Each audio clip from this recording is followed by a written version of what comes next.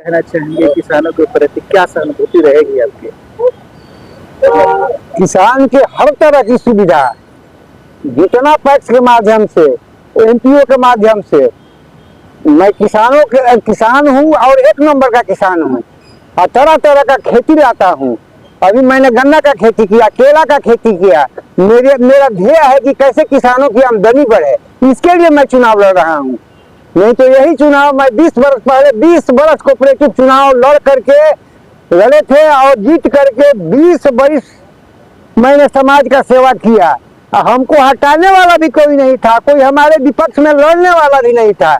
मैंने लड़ करके छोड़ करके बोला कि भाई कोई दूसरा आदमी हमसे अच्छा करने के लिए सामने आए तो मैं उसके लिए मैंने त्याग कर दिया कि मैं अब 20 वर्ष चलाया, अब दूसरा कोई प्रत्याशी आए और हमसे अच्छा चलाए। लेकिन मैं कीर्ति देख करके, धर्म देख करके, किसानों का तकलीफ देख करके मैंने फिर चुनाव लड़ रहा हूँ।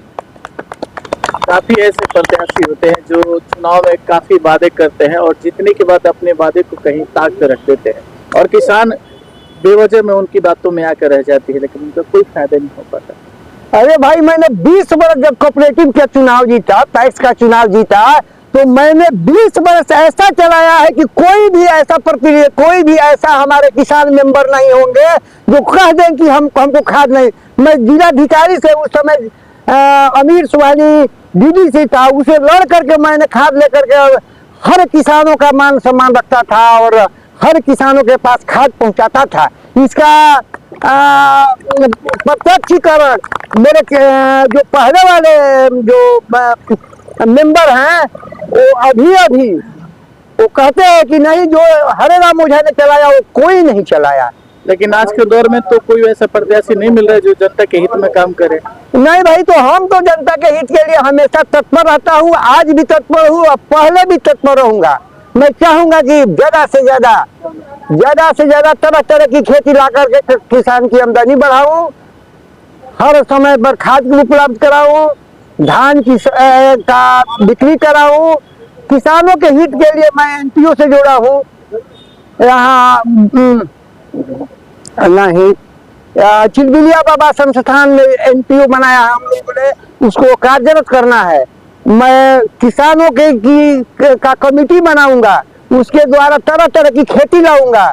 मेरा सोच यही नहीं है धान बेचना और खाद बेचना, मेरा सोच बहुत आगे है।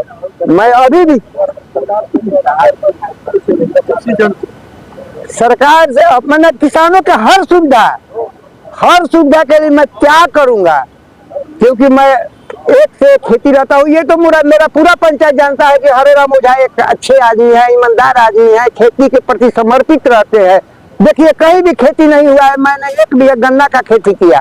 तो कहीं न कहीं टफ लड़ाई होने जा रही है जो 10 वर्षों से किसी और का कब्जा है पैक्स पे आपके पंचायत में। अरे भाई, मैं ही आदमी हूँ उनका मदद करने वाला, लेकिन उनकी स्थिति देख करके मैं चुनाव में का प्रत्याशी बन करके किसानों का बदलाव होगा तो किसानों का आमदनी बढ़ेगा, मनोबल बढ़ेगा। तो क्या लगता है आपकी जनता आपकी बार आपको सपोर्ट करे? हम तो जानते हैं कि 100% जनता मेरे साथ। मेरा नाम हरे राम ओझा, गांव मनियारा, पोस्ट सिकरिया, थाना तियर, पैक्स तियर। क्या संदेश देना चाहेंगे? मेरा संदेश यही है कि जो भ्रष्ट तंत्र अभी हावी हुआ है पंचायत, उस भ्रष्ट को हराना, बगैर हराए किसानों का भला संभव नहीं। अभी 6,22,000 रुपये पैक्स अध्यक्ष के बाप पर 10 वर्ष से निकासी करके अपना व्यवसाय चला रहा है। अब वो 6 लाख लेकर भाग गया पैक्स का, अब कितना लेकर भागा होगा कोई ठीक नहीं। वैसे किसानों का धान खरीदारी हुआ है, जो किसान ही नहीं तो खेती नहीं करता, नगद पैसा निकासी कर लो और धान का चावल इधर से उधर खरीद कर जमा कर दो। अच्छा, ये बिचौलिया का जो धंधा चल रहा है बिचौलिया, वो आखिर कब खत्म होने जा रहा है? 1 साल में जिस समय पैक्स अध्यक्ष बना वो लड़का दूसरे पहला खाद जो खरीदाया एक ही आदमी के नाम पर काट कर बेच दिया। बदौलत उस पर FIR हुआ और आज तक हमारा पैक्स जो है खाद नहीं वितरित करता है। किसानों को काफी समस्या होती होगी। बहुत समस्या है, बहुत आज समस्या बिकता ही नहीं है, पैक्स सुपरसीड हो गया, उस पर FIR है। वैसे लोगों के खिलाफ अगर हमारे जैसे लोग चुपचाप बैठें तो न्याय संगत नहीं होगा, इसलिए हम हरिराम ओझा का समर्थन करते हैं। क्या संदेश देना चाहेंगे और क्या हम कहना यही चाहेंगे? संदेश देना चाहते हैं कि हरे राम ओझा के समर्थन में हम लोग समर्थन दे करके और हरे राम ओझा को बहुमत से विजयी बनाएंगे और सामंतवादी सृष्टि को खत्म करेंगे। बस हमारा कहीं ना कहीं टॉप होगा जो 10 वर्षों से पैक्स पे कब्जा बना के जमे हाँ। हुए हैं, तो उनको कैसे उनका सामंतवादी फैक्ट को हम तोड़ने के लिए हम लोग इनके सपोर्ट में हैं। अभी समाज सेवी राजेंद्र जी ने कहा कि खाद काफी दिनों से नहीं बिकता है, जिसको लेकर के पैक्स अध्यक्ष पे FIR भी है। ये सत्य बात है। तो कहीं ना कहीं तो किसानों की काफी परेशानी होती होगी बहुत खेती करने में। परेशानी होती है, बहुत परेशानी होती है। किसान बहुत परेशान है इनसे।